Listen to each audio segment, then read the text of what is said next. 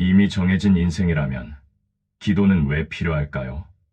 모든 것이 하나님의 뜻대로 이루어진다면 우리의 선택은 무슨 의미가 있을까요?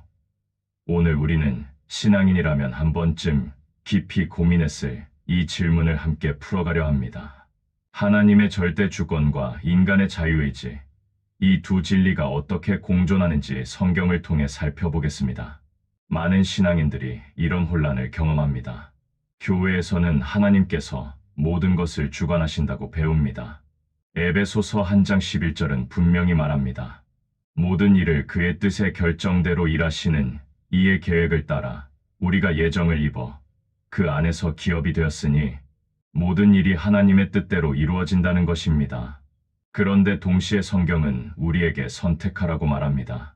신명기 30장 19절에서 모세는 이스라엘 백성에게 이렇게 선포합니다. 내가 오늘 하늘과 땅을 불러 너희에게 증거를 삼노라. 내가 생명과 사망과 복과 저주를 내 앞에 두었은즉 너와 내 자손이 살기 위하여 생명을 택하라. 하나님은 우리에게 선택하라고 명령하십니다. 이 두 가르침 사이에서 우리는 혼란스러워합니다. 만약 모든 것이 이미 정해져 있다면 내 선택은 무슨 의미가 있습니까? 반대로 내 선택이 중요하다면 하나님의 주권은 어디까지입니까? 이 질문에 대한 답을 찾기 위해 먼저 하나님의 주권이 무엇을 의미하는지 살펴보겠습니다. 시편 139편은 하나님의 전지전능하심을 아름답게 표현합니다. 여호와여 주께서 나를 감찰하시고 알고 계시나이다. 주께서 내가 앉고 일어섬을 아시며 멀리서도 나의 생각을 밝히 아시오며 하나님은 우리의 모든 것을 아십니다. 우리가 태어나기 전부터 우리의 생각과 행동 그리고 미래까지 모두 아십니다. 이사야 46장 10절은 더욱 명확합니다. 내가 시초부터 종말을 알리며 아직 이루지 아니한 일을 옛적부터 보이고 이루기를 나의 뜻이 설 것이니 내가 나의 모든 기뻐하는 것을 이루리라 하였노라. 하나님은 역사의 시작부터 끝까지 모두 아시고 계획하십니다. 그분의 계획은 반드시 이루어집니다. 욥기 42장 2절에서 욥은 고백합니다. 주께서는 못하실 일이 없사오며 무슨 계획이든지 못 이루실 것이 없는 줄 아오니 하나님의 주권은 절대적입니다. 그 누구도 그 무엇도 하나님의 계획을 막을 수 없습니다. 잠언 19장 21절은 이렇게 말합니다. 사람의 마음에는 많은 계획이 있어도 오직 여호와의 뜻만이 완전히 서리라. 우리는 많은 계획을 세우지만 결국 이루어지는 것은 하나님의 뜻입니다. 이것이 하나님의 주권입니다. 그렇다면 인간의 선택은 무의미한 것입니까? 우리는 그저 하나님께서 프로그래밍 하신 대로 움직이는 로봇에 불과합니까? 성경은 결코 그렇게 말하지 않습니다. 오히려 성경은 처음부터 끝까지 인간의 선택과 그 선택에 따른 책임을 강조합니다. 창세기 2장에서 하나님은 아담에게 명령하십니다. 동산 각종 나무의 열매는 내가 임의로 먹되 선악을 알게 하는 나무의 열매는 먹지 말라. 내가 먹는 날에는 반드시 죽으리라. 여기서 중요한 것은 임의로라는 표현입니다. 하나님은 아담에게 선택의 자유를 주셨습니다. 먹을 수도 있고 먹지 않을 수도 있었습니다. 아담과 하와는 선택했습니다. 그들은 선악과를 먹기로 결정했습니다. 그리고 그 선택의 결과를 경험했습니다. 만약 그들의 선택이 무의미했다면 하나님께서 왜 그들에게 책임을 물으셨겠습니까? 창세기 3장에서 하나님은 아담에게 묻습니다. 내가 어디 있느냐? 이것은 위치를 묻는 질문이 아닙니다. 내가 무엇을 선택했느냐를 묻는 질문입니다. 신명기 30장에서 모세가 이스라엘 백성에게 한 말을 다시 생각해 봅시다. 생명과 사망을 내 앞에 두었은즉 하나님은 두 길을 제시하시고 백성들에게 선택하라고 하십니다. 만약 이미 모든 것이 정해져 있다면 왜 하나님은 선택하라고 하십니까? 여호수아 스문회장 15절에서 여호수아는 백성들에게 도전합니다. 만일 여호와를 섬기는 것이 너희에게 좋지 않게 보이거든 너희 조상들이 강 저쪽에서 섬기던 신들이든지 또는 너희가 거주하는 땅에 있는 아모리 족속의 신들이든지 너희가 섬길 자를 오늘 택하라. 오직 나와 내 집은 여호와를 섬기겠노라. 여호수아는 백성들에게 선택을 요구합니다. 예레미야 21장 8절에서 하나님은 예레미야를 통해 백성들에게 말씀하십니다. 여호와께서 이같이 말씀하시기를 보라. 내가 너희 앞에 생명의 길과 사망의 길을 두었노니. 다시 한번 하나님은 선택을 요구하십니다. 두 길이 있고 백성들은 그 중 하나를 선택해야 합니다. 신약 성경도 마찬가지입니다. 마태복음 7장 13절에서 예수님은 말씀하십니다. 좁은 문으로 들어가라. 멸망으로 인도하는 문은 크고 그 길이 넓어 그리로 들어가는 자가 많고 생명으로 인도하는 문은 좁고 길이 협착하여 찾는 자가 적음이라. 예수님은 우리에게 선택하라고 하십니다. 사도행전 17장 30절에서 바울은 아테네 사람들에게 선포합니다. 알지 못하던 시대에는 하나님이 간과하셨거니와 이제는 어디든지 사람에게 다 명하사 회개하라 하셨으니 하나님은 사람들에게 회개하라고 명령하십니다. 이것은 선택을 요구하는 것입니다. 그렇다면 우리는 딜레마에 빠집니다. 성경은 분명히 하나님의 절대 주권을 말합니다. 동시에 성경은 분명히 인간의 선택과 책임을 말합니다. 이 두 진리를 어떻게 조화시킬 수 있습니까? 역사적으로 교회는 이 문제로 많은 논쟁을 벌였습니다. 어떤 이들은 하나님의 주권을 강조하며 예정론을 주장했습니다. 하나님께서 구원받을 사람과 멸망할 사람을 이미 정하셨다는 것입니다. 에베소서 1장 4절은 말합니다. 곧 창세전에 그리스도 안에서 우리를 택하사 우리로 사랑 안에서 그 앞에 거룩하고 흠이 없게 하시려고 하나님은 창세전에 우리를 택하셨습니다. 로마서 8장 29절부터 30절은 구원의 순서를 제시합니다.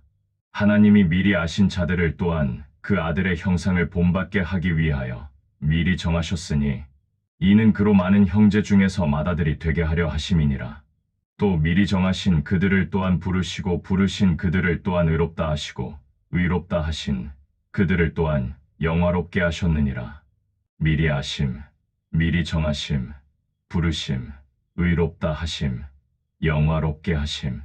이 모든 것이 하나님의 주권적 역사입니다. 그러나 다른 이들은 인간의 자유의지를 강조했습니다. 만약 하나님께서 모든 것을 미리 정하셨다면 인간의 선택은 무의미하고 따라서 인간에게 책임을 물을 수 없다는 것입니다. 요한복음 3장 16절은 말합니다. 하나님이 세상을 이처럼 사랑하사 독생자를 주셨으니 이는 그를 믿는 자마다 멸망하지 않고 영생을 얻게 하려 하심이라. 여기서 믿는 자마다라는 표현은 선택의 가능성을 암시합니다. 요한계시록 22장 17절은 초대합니다. 성령과 신부가 말씀하시기를 오라 하시는도다. 듣는 자도 오라 할 것이요 목마른 자도 올 것이요 또 원하는 자는 값없이 생명수를 받으라 하시더라. 오라는 것은 선택을 전제로 합니다. 오지 않을 수도 있기 때문입니다. 이 두 입장 사이에서 신학자들은 오랫동안 논쟁했습니다. 16세기 종교개혁 시기에 칼뱅과 알미니우스 사이의 논쟁이 대표적입니다. 칼뱅은 하나님의 주권적 선택을 강조했고 알미니우스는 인간의 자유의지를 강조했습니다. 그러나 우리가 주목해야 할 것은 성경은 이 두 진리를 대립적으로 제시하지 않는다는 점입니다. 오히려 성경은 두 진리를 동시에 제시합니다. 빌립보서 2장 12절부터 13절을 보십시오. 그러므로 나의 사랑하는 자들아, 너희가 나 있을 때뿐 아니라 더욱 지금 나 없을 때에도 항상 복종하여 두렵고 떨림으로 너희 구원을 이루라. 너희 안에서 행하시는 이는 하나님이시니 자기의 기쁘신 뜻을 위하여 너희에게 소원을 두고 행하게 하시나니. 여기서 바울은 동시에 두 가지를 말합니다. 너희 구원을 이루라. 이것은 우리의 책임입니다. 그런데 바로 다음 구절에서 너희 안에서 행하시는 이는 하나님이시니 라고 말합니다. 우리가 행하는 것이지만 동시에 하나님께서 우리 안에서 행하시는 것입니다. 사도행전 2장 23절은 이 신비를 잘 보여줍니다.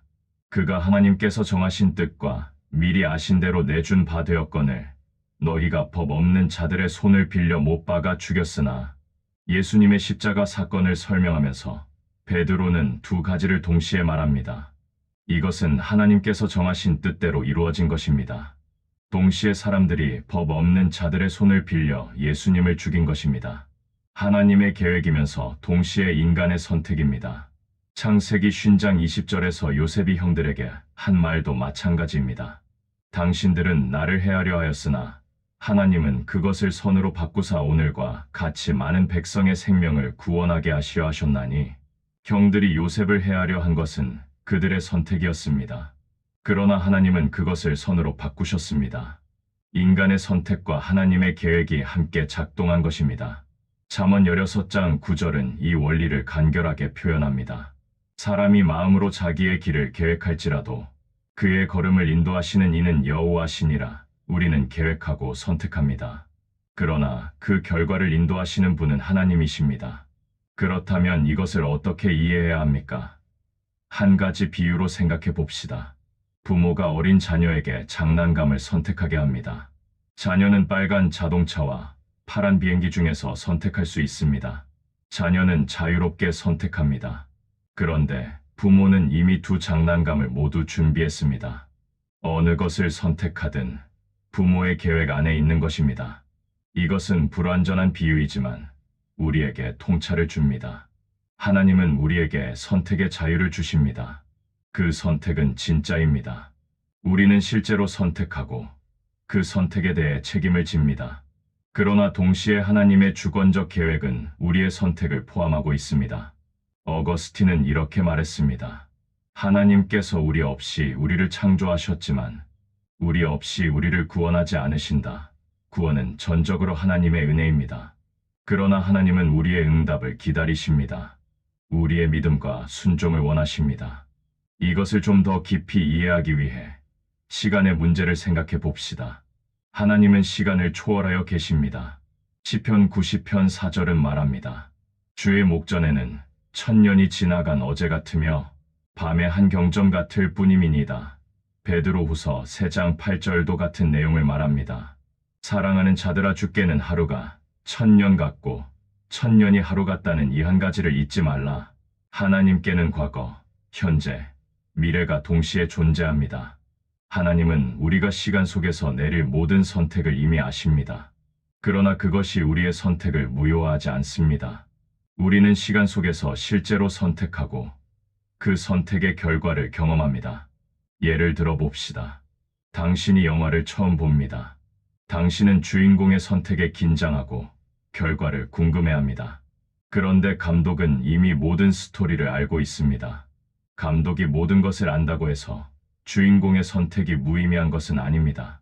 주인공은 여전히 선택하고 그 선택은 스토리에 영향을 미칩니다. 물론 이 비유도 불완전합니다. 왜냐하면 영화 속 주인공은 실제로 선택하지 않기 때문입니다. 반면 우리는 실제로 선택합니다. 그러나 이 비유는 하나님의 전지하심과 우리의 선택이 양립할 수 있음을 보여줍니다. S. 루이스는 이렇게 설명했습니다. 하나님이 당신의 내일의 행동을 이미 아신다는 것은 당신이 그것을 자유롭게 하지 못하게 만들지 않습니다. 그것은 단지 내일이 이미 당신에게 현재이신 하나님께는 현재라는 것을 의미할 뿐입니다. 그렇다면 실제적으로 이것은 우리의 삶에 어떤 의미가 있습니까? 먼저 하나님의 주권은 우리에게 확신을 줍니다. 로마서 8장 28절은 말합니다. 우리가 알거니와 하나님을 사랑하는 자 곧 그의 뜻대로 부르심을 입은 자들에게는 모든 것이 합력하여 선을 이루느니라. 모든 것이, 심지어 우리의 실수와 실패까지도 하나님의 계획 안에서 선을 이루게 됩니다. 이것은 엄청난 위로입니다. 우리가 잘못된 선택을 할 때도 하나님은 그것을 통해 일하실 수 있습니다. 우리가 고통 중에 있을 때도 하나님의 계획은 계속됩니다. 우리가 이해하지 못할 때도 하나님은 모든 것을 아시고 인도하십니다. 동시에 우리의 선택과 책임은 우리의 삶에 의미를 부여합니다. 우리는 로봇이 아닙니다. 우리는 하나님의 형상대로 지음받은 존재로서 생각하고 선택하고 행동할 수 있습니다. 우리의 선택은 진짜이고 중요하고 결과를 가져옵니다. 잠언은 이것을 반복해서 강조합니다. 잠언 14장 12절은 경고합니다. 어떤 길은 사람이 보기에 바르나 필경은 사망의 길이니라. 우리의 선택이 중요합니다. 잘못된 선택은 사망으로 이끌 수 있습니다. 갈라디아서 6장 7절은 말합니다. 스스로 속이지 말라. 하나님은 만홀히 여김을 받지 아니하시나니 사람이 무엇으로 심든지 그대로 거두리라. 우리가 심는 것을 우리가 거둡니다. 우리의 선택은 결과를 가져옵니다. 야고보서 1장 13절부터 15절은 더욱 명확합니다. 사람이 시험을 받을 때에 내가 하나님께 시험을 받는다 하지 말지니 하나님은 악에게 시험을 받지도 아니하시고 친히 아무도 시험하지 아니하시느니라. 오직 각 사람이 시험을 받는 것은 자기 욕심에 끌려 미혹됨이니 욕심이 잉태한즉 죄를 낳고 죄가 장성한즉 사망을 낳느니라. 우리는 우리의 선택에 대해 책임이 있습니다. 그렇다면 기도는 어떤 의미가 있습니까? 만약 하나님께서 이미 모든 것을 계획하셨다면 기도는 왜 필요합니까? 이것은 많은 신앙인들이 가지는 질문입니다. 기도에서 하나님의 뜻을 바꿀 수 있습니까? 아니면 기도는 그저 형식적인 것입니까? 성경은 기도의 능력을 강력하게 증거합니다. 야고보서 5장 16절은 말합니다. 의인의 간구는 역사하는 힘이 큼이니라. 기도는 실제로 역사합니다. 기도는 결과를 가져옵니다. 성경에는 기도가 상황을 바꾼 많은 예들이 있습니다. 이사야 38장에서 히스기야 왕은 죽을 병에 걸립니다. 이사야 선지자가 와서 말합니다. 여호와께서 이같이 말씀하시기를 너는 내 집에 유언하라. 내가 죽고 살지 못하리라 하셨나이다. 이것은 하나님의 선포입니다. 그러나 히스기야는 기도합니다. 히스기야가 낯을 벽으로 향하고 여호와께 기도하여 이르되 여호와여 구하옵나니 내가 주의 앞에서 진실과 전심으로 행하며 주께서 보시기에 선하게 행한 것을 기억하옵소서 하고 히스기야가 심히 통곡하니 그러자 하나님은 이사야를 다시 보내십니다. 내가 내 기도를 들었고 내 눈물을 보았노라. 내가 내 수 안에 15년을 더하고 하나님은 히스기야의 기도에 응답하셔서 그의 생명을 15년 연장하십니다. 기도가 결과를 바꾼 것입니다. 출애굽기 32장에서도 비슷한 일이 일어납니다. 이스라엘 백성이 금송아지를 만들어 섬깁니다. 하나님은 모세에게 말씀하십니다. 내가 보니 이 백성은 목이 뻣뻣한 백성이로다. 그런즉 내가 하는 대로 두라. 내가 그들에게 진노하여 그들을 진멸하고 너를 큰 나라가 되게 하리라. 그러나 모세는 기도합니다. 그는 하나님께 간구합니다. 여호와여 어찌하여 그 큰 권능과 강한 손으로 애굽 땅에서 인도하여 내신 주의 백성에게 진노하시나이까. 그리고 성경은 말합니다. 여호와께서 뜻을 돌이키사 말씀하신 화를 그 백성에게 내리지 아니하시니라. 모세의 기도가 하나님의 뜻을 돌이킨 것처럼 보입니다. 그렇다면 기도는 하나님의 뜻을 바꾸는 것입니까? 여기서 우리는 조심해야 합니다. 민수기 23장 19절은 말합니다. 하나님은 사람이 아니시니 거짓말을 하지 않으시고 인생이 아니시니 후회가 없으시도다. 어찌 그 말씀하신 바를 행하지 않으시며 하신 말씀을 실행하지 않으시랴. 하나님은 변하지 않으십니다. 그렇다면 히스기야의 기도와 모세의 기도는 무엇입니까? 여기서 우리는 기도의 본질을 이해해야 합니다. 기도는 하나님의 뜻을 바꾸는 것이 아니라 하나님의 뜻을 이루는 방법입니다. 하나님은 우리의 기도를 통해 일하시기로 작정하셨습니다. 하나님은 우리 없이도 모든 것을 하실 수 있습니다. 그러나 하나님은 우리를 동역자로 부르셨습니다. 하나님은 우리의 기도를 통해 일하기를 원하십니다. 히스기야의 경우를 다시 생각해 봅시다. 하나님께서 히스기야의 생명을 연장하신 것은 히스기야의 기도 때문이었습니까? 그렇습니다. 동시에 하나님은 이미 히스기야가 기도할 것을 아셨고 그의 기도에 응답하실 계획을 가지고 계셨습니다.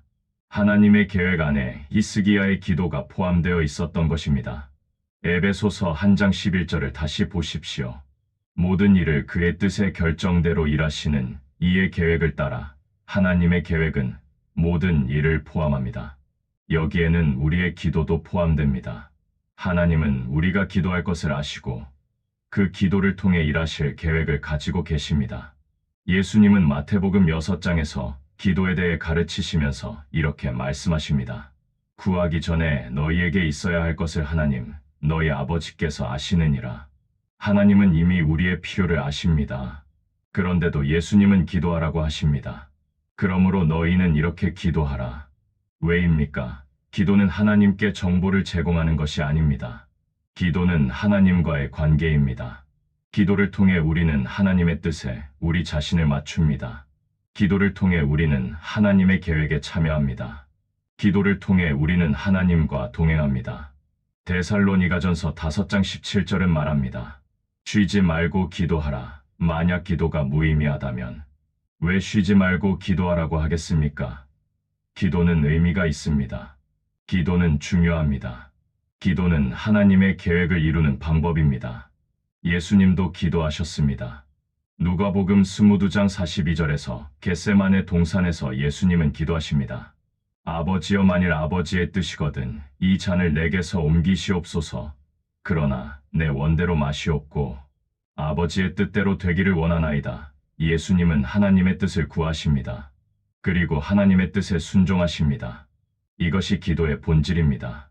기도는 하나님의 뜻을 우리의 뜻으로 바꾸려는 시도가 아닙니다. 기도는 우리의 뜻을 하나님의 뜻에 맞추는 과정입니다. 기도를 통해 우리는 하나님을 더 알게 되고 하나님의 마음을 이해하게 되고 하나님의 뜻에 순종하게 됩니다. 요한일서 5장 14절은 말합니다. 그를 향하여 우리가 가진 바 담대함이 이것이니 그의 뜻대로 무엇을 구하면 들으심이라. 하나님은 그의 뜻대로 구하는 기도에 응답하십니다. 그렇다면 우리는 어떻게 하나님의 뜻을 알 수 있습니까? 기도를 통해서입니다. 하나님의 말씀을 통해서입니다. 성령의 인도하심을 통해서입니다. 로마서 12장 2절은 말합니다. 너희는 이 세대를 본받지 말고 오직 마음을 새롭게 함으로 변화를 받아 하나님의 선하시고 기뻐하시고 온전하신 뜻이 무엇인지 분별하도록 하라. 우리는 하나님의 뜻을 분별해야 합니다. 그리고 그 뜻에 순종해야 합니다. 그렇다면 우리의 일상적인 선택들은 어떻습니까? 아침에 무엇을 먹을지, 어떤 옷을 입을지, 어느 길로 갈지, 이런 작은 선택들도 하나님의 뜻이 있습니까? 하나님은 이런 세세한 것까지 정하셨습니까? 성경은 하나님께서 우리의 모든 것을 아신다고 말합니다. 마태복음 10장 30절에서 예수님은 말씀하십니다.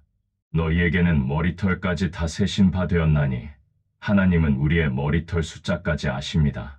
그렇다면 우리의 작은 선택들도 아실 것입니다. 그러나 성경은 또한 우리에게 지혜를 사용하라고 말합니다. 잠언 4장 7절은 말합니다. 지혜가 제일이니 지혜를 얻으라. 내가 얻은 모든 것을 가지고 명철을 얻으라. 하나님은 우리에게 지혜를 주시고 그 지혜를 사용하여 선택하기를 원하십니다.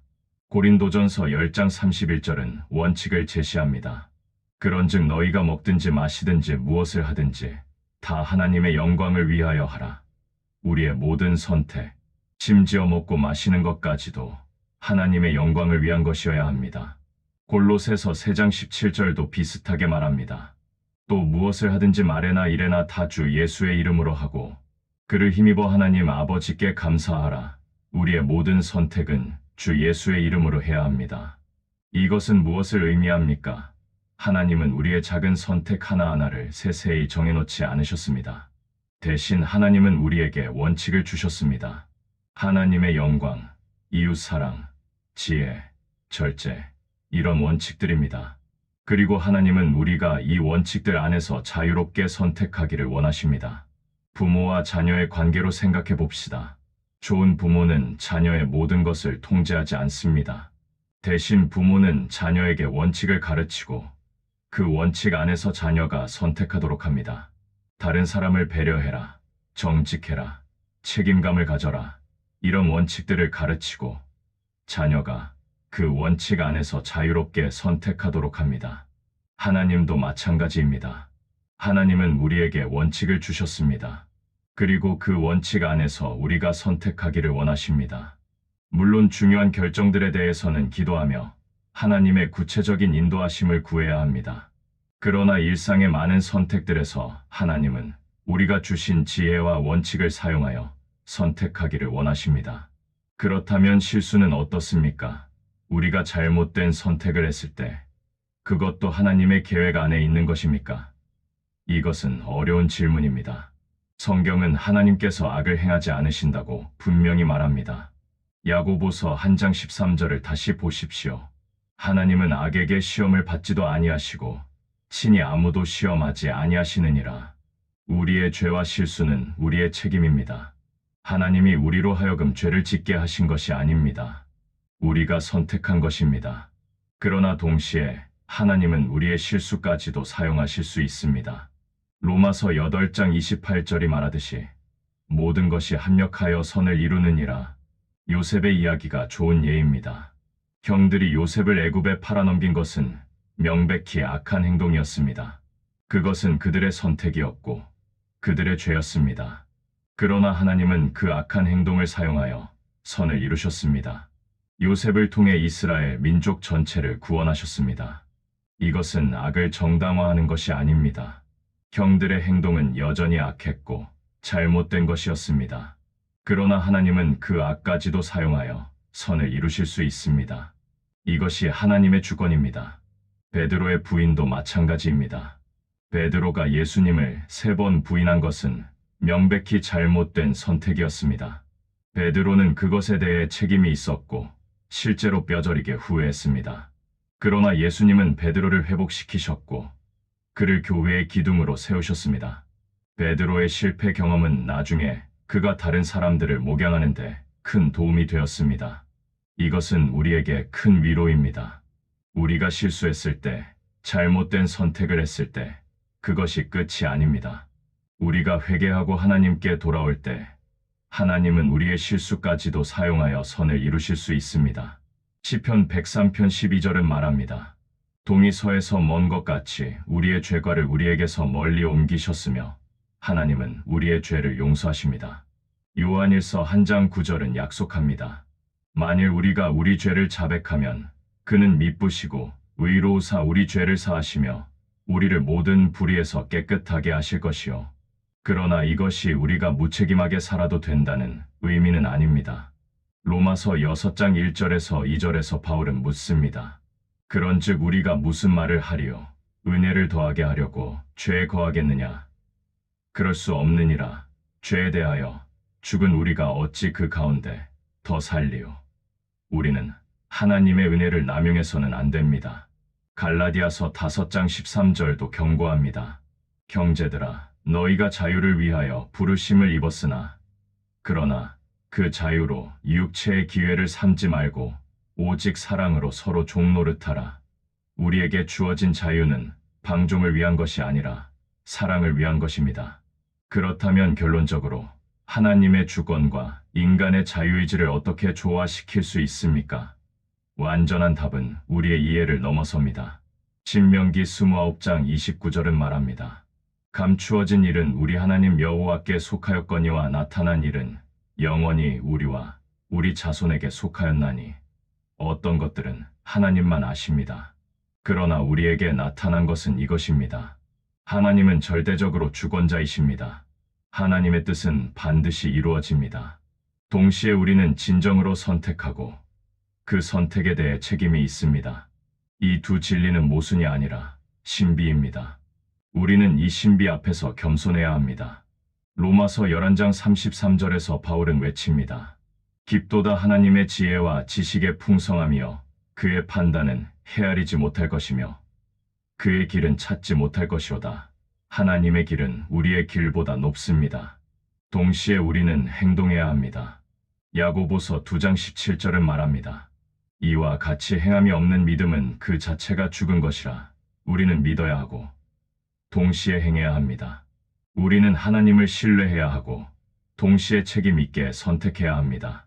빌립보서 2장 12절부터 13절이 다시 한번 이 균형을 보여줍니다. 두렵고 떨림으로 너희 구원을 이루라. 너희 안에서 행하시는 이는 하나님이시니 우리는 행해야 합니다. 그러나 우리 안에서 행하시는 분은 하나님이십니다. 이것은 우리의 삶에 실제적인 영향을 미칩니다. 먼저 하나님의 주권을 믿는 것은 우리에게 평안을 줍니다. 우리는 우리의 인생이 우연이나 운명에 좌우되지 않는다는 것을 압니다. 사랑하시는 하나님께서 우리의 인생을 인도하십니다. 시편 139편 16절은 말합니다. 내 형질이 이루어지기 전에 주의 눈이 보셨으며 나를 위하여 정한 날이 하루도 되기 전에 주의 책에 다 기록이 되었나이다. 하나님은 우리의 모든 날을 아십니다. 우리는 안전합니다. 동시에 우리의 선택이 중요하다는 것을 아는 것은 우리에게 목적을 줍니다. 우리는 그저 흘러가는 대로 살 수 없습니다. 우리는 지혜롭게 선택해야 하고 책임감 있게 살아야 하고 하나님의 뜻을 구해야 합니다. 에베소서 5장 15절부터 17절은 권면합니다. 그런즉 너희가 어떻게 행할지를 자세히 주의하여 지혜 없는 자 같이 하지 말고 오직 지혜 있는 자 같이 하여 세월을 아끼라. 때가 악하니라. 그러므로 어리석은 자가 되지 말고 오직 주의 뜻이 무엇인지 이해하라. 우리는 지혜롭게 행해야 합니다. 기도의 삶도 이 균형 안에 있습니다. 우리는 하나님의 주권을 신뢰하면서도 열심히 기도합니다. 우리는 하나님께서 이미 모든 것을 아신다는 것을 알면서도 우리의 필요를 구합니다. 왜냐하면 기도는 하나님과의 관계이고 하나님의 계획에 참여하는 것이기 때문입니다. 데살로니가전서 5장 16절부터 18절은 말합니다. 항상 기뻐하라. 쉬지 말고 기도하라. 범사에 감사하라. 이것이 그리스도 예수 안에서 너희를 향하신 하나님의 뜻이니라. 기도는 하나님의 뜻입니다. 하나님은 우리가 기도하기를 원하십니다. 또한 이 진리는 우리가 다른 사람을 대하는 방식에도 영향을 미칩니다. 우리는 다른 사람들의 선택을 존중해야 합니다. 동시에 우리는 그들이 하나님의 뜻 안으로 돌아오도록 기도하고 권면해야 합니다. 에스겔 18장 23절에서 하나님은 말씀하십니다. 나 주 여호와가 말하노라. 내가 어찌 악인이 죽는 것을 조금인들 기뻐하랴. 그가 돌이켜 그 길에서 떠나 사는 것을 어찌 기뻐하지 아니하겠느냐. 하나님은 모든 사람이 구원받기를 원하십니다. 베드로후서 3장 9절도 말합니다. 주께서는 약속하신 것을 더디게 하시는 것이 아니라 오직 너희를 대하여 오래 참으사 아무도 멸망하지 아니하고 다 회개하기에 이르기를 원하시느니라. 하나님은 모든 사람이 회개하기를 원하십니다. 그렇다면 모든 사람이 구원받지 못하는 것은 왜입니까? 여기서 다시 주권과 책임의 신비를 만납니다. 하나님은 모든 사람이 구원받기를 원하십니다. 그러나 사람들은 선택합니다. 어떤 이들은 하나님을 거부합니다. 요한복음 3장 19절은 말합니다. 그 정죄는 이것이니 곧 빛이 세상에 왔으되 사람들이 자기 행위가 악함으로 빛보다 어둠을 더 사랑한 것이니라. 사람들은 어둠을 선택합니다. 이것은 그들의 책임입니다. 그러나 동시에 구원은 전적으로 하나님의 은혜입니다. 에베소서 2장 8절부터 9절은 말합니다. 너희는 그 은혜에 의하여 믿음으로 말미암아 구원을 받았으니 이것은 너희에게서 난 것이 아니요 하나님의 선물이라. 행위에서 난 것이 아니니 이는 누구든지 자랑하지 못하게 함이라. 구원은 하나님의 선물입니다. 이 두 진리를 어떻게 조화시킵니까? 완전히 이해할 수는 없습니다. 그러나 우리는 둘 다 진리임을 믿습니다. 하나님은 주권자이시고 우리는 책임이 있습니다. 실제적으로 이것은 우리가 전도할 때도 영향을 미칩니다. 우리는 하나님께서 사람들을 부르신다는 것을 믿습니다. 동시에 우리는 열심히 복음을 전합니다. 로마서 10장 14절은 묻습니다. 그런즉 그들이 믿지 아니하는 일을 어찌 부르리요 듣지도 못한 일을 어찌 믿으리요 전파하는 자가 없이 어찌 들으리요. 우리는 전해야 합니다. 사도 바울은 이 균형을 잘 보여줍니다. 그는 하나님의 주권적 선택을 강력하게 가르쳤습니다. 로마서 9장에서 그는 예정론을 설명합니다. 그러나 동시에 그는 열정적으로 복음을 전했습니다. 로마서 10장 1절에서 그는 말합니다. 형제들아, 내 마음에 원하는 바와 하나님께 구하는 바는 이스라엘을 위함이니 곧 그들로 구원을 받게 함이라. 바울은 하나님의 주권을 믿었지만 그것이 그의 전도 열정을 감소시키지 않았습니다. 오히려 그는 더욱 열심히 복음을 전했습니다. 고린도전서 9장 22절에서 그는 말합니다. 내가 여러 사람에게 여러 모습이 된 것은 아무쪼록 몇 사람이라도 구원하고자 함이니 이것이 우리가 취해야 할 태도입니다. 우리는 하나님의 주권을 신뢰합니다. 동시에 우리는 우리의 책임을 다합니다. 우리는 기도하고 전도하고 순종하고 섬깁니다. 또 다른 실제적 적용은 고난을 대하는 우리의 태도입니다. 고난이 올 때 우리는 두 가지 질문을 할 수 있습니다. 하나님, 왜 이것을 허락하셨습니까? 그리고 하나님, 이것을 통해 무엇을 배워야 합니까? 첫 번째 질문은 하나님의 주권과 관련이 있습니다. 하나님께서 이것을 허락하셨다면 이유가 있을 것입니다. 로마서 8장 28절을 기억하십시오. 모든 것이 합력하여 선을 이루느니라. 두 번째 질문은 우리의 책임과 관련이 있습니다. 하나님은 고난을 통해 우리를 훈련하시고 성장시키십니다. 히브리서 12장 11절은 말합니다. 무릇 징계가 당시에는 즐거워 보이지 않고 슬퍼 보이나 후에 그로 말미암아 연단받은 자들은 의와 평강의 열매를 맺느니라. 우리는 고난을 통해 성장해야 합니다. 야고보서 1장 2절부터 4절도 말합니다. 내 형제들아, 너희가 여러 가지 시험을 만날 때에 온전히 기쁘게 여기라. 이는 너희 믿음의 시련이 인내를 만들어내는 줄 너희가 알미라. 인내를 온전히 이루라. 이는 너희로 온전하고 구비하여 조금도 부족함이 없게 하려 함이라. 시험은 우리를 성숙하게 만듭니다. 이렇게 하나님의 주권과 우리의 책임은 우리의 삶 전체에 걸쳐 함께 작동합니다.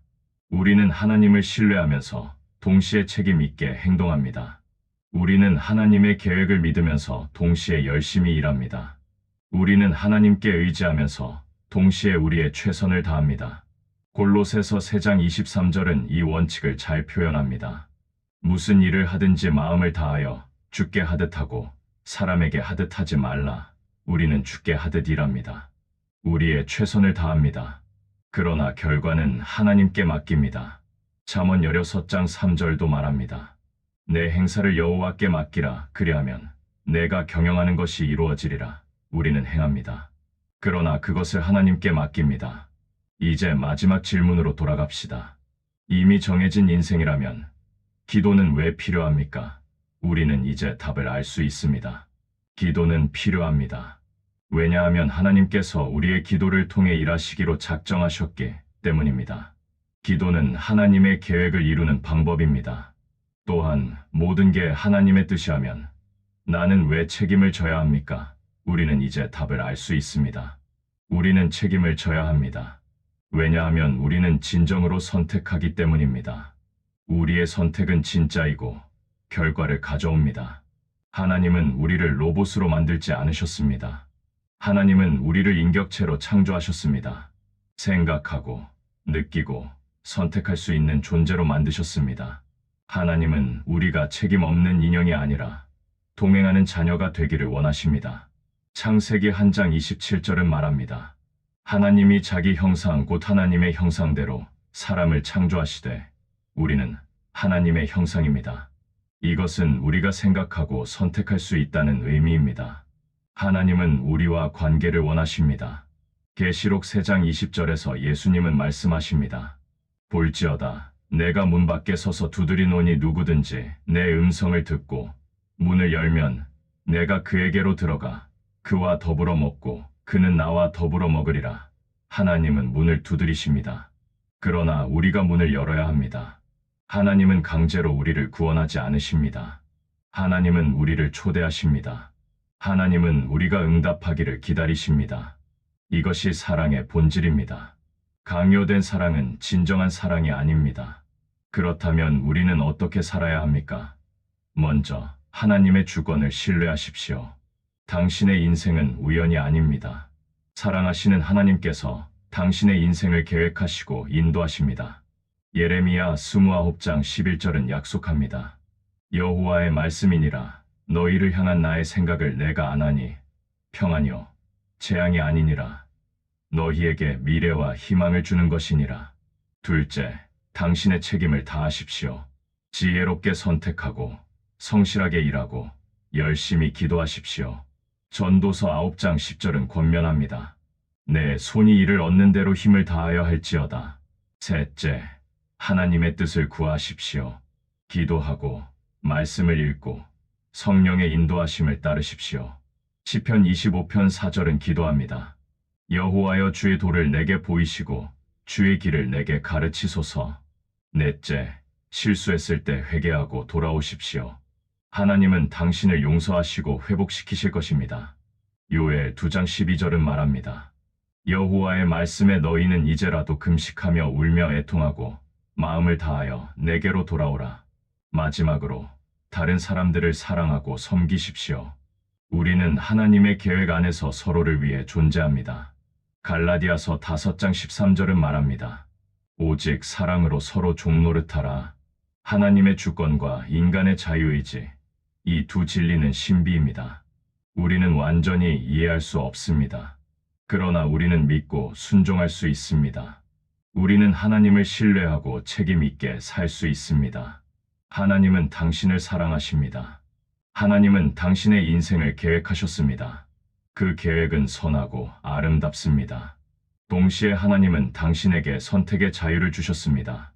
하나님은 당신이 그 자유를 사용하여 하나님을 선택하고 하나님의 뜻에 순종하기를 원하십니다. 오늘 당신 앞에는 선택이 놓여 있습니다. 생명과 사망, 축복과 저주가 있습니다. 하나님은 당신에게 권면하십니다. 생명을 선택하십시오. 하나님을 선택하십시오. 그리하면 당신과 당신의 자손이 복을 받을 것입니다. 하나님의 주권은 우리를 편안하게 합니다. 우리의 책임은 우리를 깨어있게 합니다. 이 두 진리를 붙잡고 사십시오. 하나님을 신뢰하면서 동시에 책임감 있게 사십시오. 기도하면서 동시에 행동하십시오. 하나님께 의지하면서 동시에 최선을 다하십시오. 이것이 신앙인의 삶입니다. 이것이 하나님께서 원하시는 삶입니다. 하나님은 책임 없는 인형이 아니라 동행하는 자녀를 원하십니다. 하나님과 함께 걷고 하나님과 함께 일하고 하나님의 계획에 참여하는 자녀를 원하십니다. 당신은 그런 자녀입니까? 오늘 이 질문에 답하십시오. 그리고 하나님의 초대에 응답하십시오.